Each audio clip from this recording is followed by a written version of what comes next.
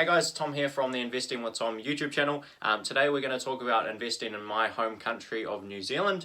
But first, I've actually just picked up a new microphone, so it's not plugged in at the moment. But I'm going to plug it in, and hopefully this is going to make the audio quite a bit better on my videos. So let me know your thoughts on this in the comments, by the way. That's all plugged in now. Hopefully the audio is a lot better. Let's get into the video. Alright, so the New Zealand stock market, it's an interesting place to invest for sure. I'm going to run you through some sort of pros and cons and some general background on investing in the NZX, the New Zealand exchange, versus bigger stock markets like the US and those sorts of things. There's definitely some differences. There's some big pros to investing in New Zealand versus other places, and there's some big negatives to investing in New Zealand versus other places as well. So just a quick overview of, I guess, the total size of the New Zealand exchange.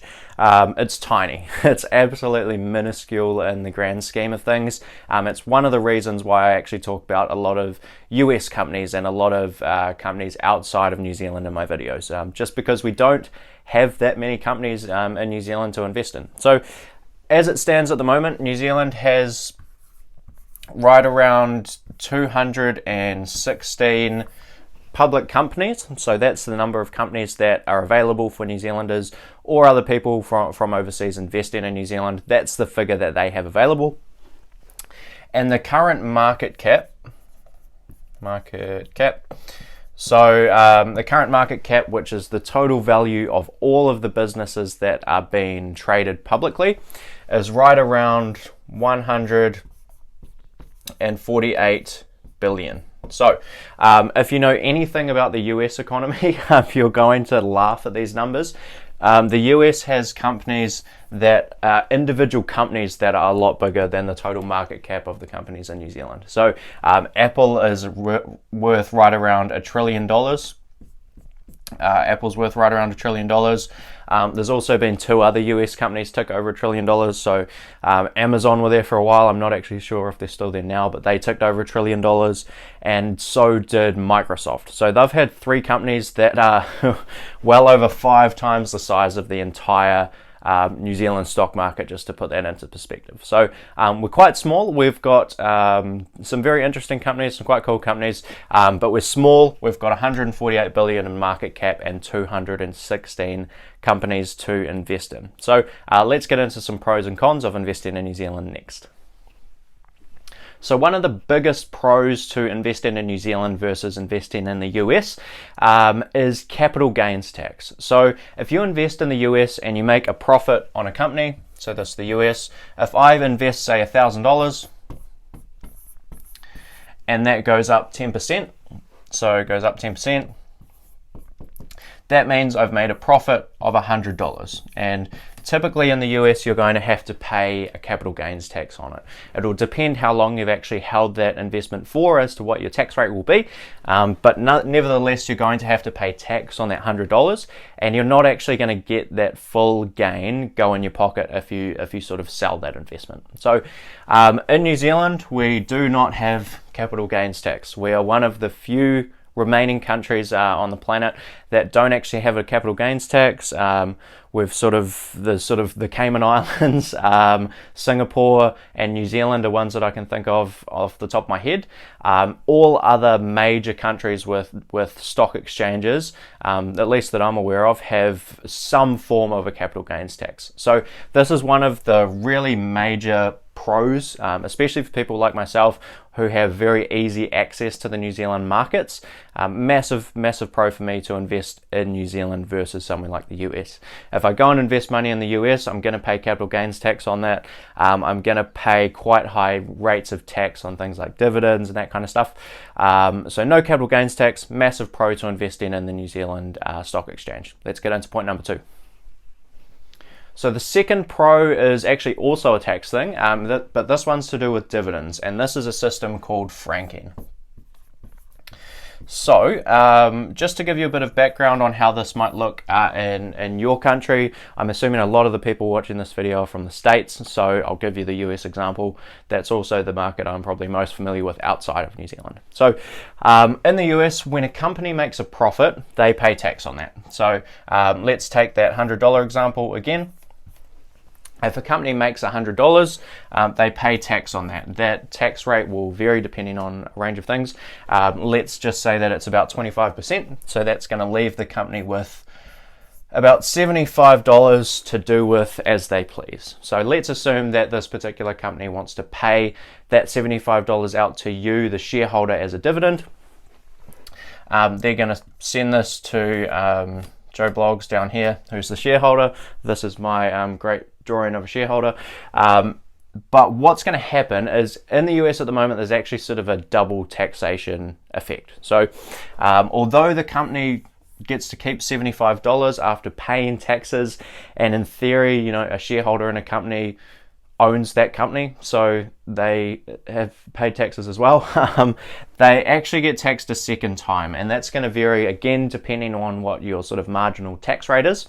But nevertheless, you're going to actually get paid, or you're going to actually get taxed again through here, and you might end up with just ballpark, say $60. Again, it's going to vary depending on your tax rate, but hopefully you get the idea. Essentially, you end up with 40% less in your pocket than the company actually made as profit. You get double taxed, a lot of money gets taken out of investors' pocket in that kind of typical situation in the US. So this is actually quite different in New Zealand.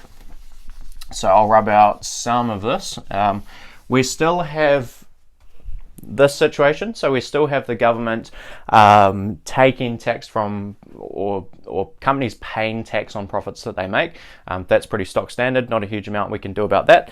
But when we pay Joe Bloggs, who this time happens to be a New Zealander, and we'll give him a rugby ball because he's from New Zealand. This is my terrible picture of a rugby ball. So when you actually get paid your dividend as a New Zealand investor, you do get taxed initially. So there is tax that comes through, but you also get something called franking or imputation credits. So you get a franking credit. And essentially what that means is that you can claim back some of the tax paid on that dividend to avoid a double taxation situation. So our friend in the US was getting, let's call it $60. Our New Zealand investor friend would also get sort of a similar amount, but they'd be actually able to claim some of that tax back. So they might end up with sort of say $70 or $75 after claiming that tax back. Again, depends on a few different factors. Depends on whether that dividend is fully franked or partially franked. Whole range of different situations that can happen, but there's some big benefits for dividend investors and people that want to invest for income in New Zealand, just because we don't have that sort of double taxation system. So there's a couple of big positives there in terms of investing in New Zealand. If you've watched my video called Why I Don't Like Dividends, this was actually one of the arguments I brought up. So if you're investing in the US, there's double taxation, so I much prefer stock buybacks in a country like the US. In New Zealand, I'm a little bit less concerned about the situation. So I'm much more happy to receive a dividend in New Zealand because I'm not paying as much tax on it. I'm getting more of that capital going into my back pocket to be reinvested and that sort of thing. And it's just a much better situation overall. The one thing I will say that the system does sort of disincentivize companies to do is invest for growth. So the US economy, even though it has this double taxation system with dividends, it acts as a good incentive for companies to retain a lot of their earnings. If they're paying it out to shareholders as dividends, a lot of those earnings, like I say, are paid in tax. So if they actually retain the $75 and reinvest it, and they're earning a high return on equity and a high return on invested capital, which is basically the return they're going to make on that new investment that they put back into the business, that's going to generate really good results in terms of greater earnings, greater cash flows, and then greater stock price sort of appreciation over time as well. So slightly different incentives for New Zealand companies and a little bit the same in Australia. We're much more incentivized to have companies pay out dividends, so there's not necessarily the big sort of growth rates happening in New Zealand. We don't quite have the incentive structure set up for that. We have much more of an income investor type setup. So that's a couple of pros. I'm just going to get into one more thing, and then we'll talk about some of the cons of investing in the New Zealand market. So those are some of the pros of investing in the New Zealand economy. Let's get into a few of the cons of moving your money into the New Zealand stock market. There's about 3 that I see in my mind, so I'll run through them quickly. So the first one is few companies. So I already touched on this one a little bit. Pretty simple, we don't have a lot of companies to invest in, so the actual number of companies in New Zealand that are going to be in your sort of circle of competence that you're going to be able to understand and confidently value and invest is going to be limited. So we don't have many companies. That's sort of con number 1. Pretty simple. The second one, although we have few companies, they also happen to be in a relatively small number of industries. So we have few industries. And if you're not all that familiar with New Zealand in general, we're very much an agricultural kind of driven economy. So we have a very large dairy industry, we have a very large sheep and beef industry, we have a very large horticulture industry as well. So we are definitely an exporter, a net exporter of products, and a lot of our economy is driven by agriculture. We're pretty much the only first world country that still has its predominant export income coming from agriculture. So when we get into a lot of the publicly listed securities, it's no surprise that a lot of those companies are agricultural. So we have a company called Fonterra, which is a cooperative group. So that is the company that dairy farmers supply their milk to. Fonterra pays those farmers and then processes those products and sends them to China and various places around the world in different forms. So they might be sending milk powder, they might be sending cheeses, and they have a range of subsidiary companies underneath Fonterra, which make various different products, ice cream and the like. So we have Fonterra, and then in a similar kind of industry, we have A2 Milk. So for a long time, the A2 Milk Company has been the star of the New Zealand and Australian Stock Exchange, so they're actually listed on both exchanges.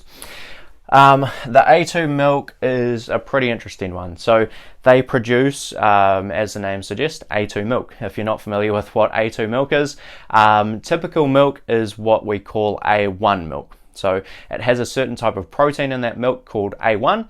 A2 milk has a slightly different type of protein called A2 milk, or the protein's called A2. So essentially, A2 milk has, or is at least, this is a little bit up in the air and a lot of people doubt whether this is actually true or not, but A2 milk is suspected to have a lot of benefits for people who get upset stomachs, typically from A1 or typical kind of milk. So the A2 milk variety goes into a lot of things like infant formula or baby powder, essentially. Not baby powder as in talc, sort of infant formula and baby milk sort of powder. So that's where a lot of A2 milk goes. Really interesting company. They are growing at probably something like 50% per year at the moment. They're growing extremely fast, and they've provided phenomenal returns for investors over the last decade or so. Definitely a sort of 10-bagger, as Peter Lynch would call it, a 10x on your initial investment over that period of time. Whether or not that growth rate's sustainable and whether the business model is sustainable is a question that a lot of people still aren't convinced on an answer about. But it's an interesting company nonetheless, and that's kind of the types of industries that you'll tend to invest in. So a lot of agriculture, a lot of energy. So New Zealand has a lot of renewable energy, hydroelectric power, that sort of thing. So there's electricity companies with with those sort of types of power sources that you can invest in New Zealand as well. So those are the types of companies you're looking at. Relatively few industries. If agriculture is not in your circle of competence, or energy is not in your circle of competence, you're probably going to find limited opportunities to invest in New Zealand. But if those happen to line up well with your circle of competence and your level of sort of understanding, could be a great place to put some money. So those are the first two cons. The last one, which I'll quickly run through, the last one is pretty interesting as well. So over the past few years, we've had a very low number of IPOs. So few IPOs. Running through this list, it doesn't look like we do much of anything over here, but we have quite a low number of IPOs. So the most recent IPO that I can remember is a company called NZ King Salmon. New Zealand King Salmon, as the name suggests, they are producers of the king salmon species of salmon. So they've done pretty well over the last sort of 2 years or so that they've been a public company. Up until very recently, they've had some issues with fish deaths with very high temperatures over the last couple of summers, but that's a side note. So we've had the New Zealand King Salmon Company. We haven't had very many IPOs outside of that, and something that ties in with this is we've also had a few companies move over to the ASX, so the Australian Stock Exchange. Essentially, we've had a couple of companies basically delist from the NZX, move to the ASX, the Australian Stock Exchange, just because they get more exposure to investors. So a good example of this one is a company called Xero, Xero. They are a still relatively new company. They've been around for a little while now, but they're only just getting to a stage of sort of profitability. They are a technology company. They deal predominantly with accounting software. So their sort of slogan is making accounting beautiful, or making software beautiful, or something like that. So that's sort of their industry, and they've again provided some pretty good returns over the last 5 or 10 years, even though they're yet to sort of reach sustainable kind of profitability. But they've actually moved over to the ASX, and that's a really interesting thing to note. So potentially, if you're wanting to invest in New Zealand companies and you're based in Australia, there's some very interesting companies that are based in New Zealand but also listed in Australia. There's a lot of dual listing. So I mentioned the A2 Milk Company before.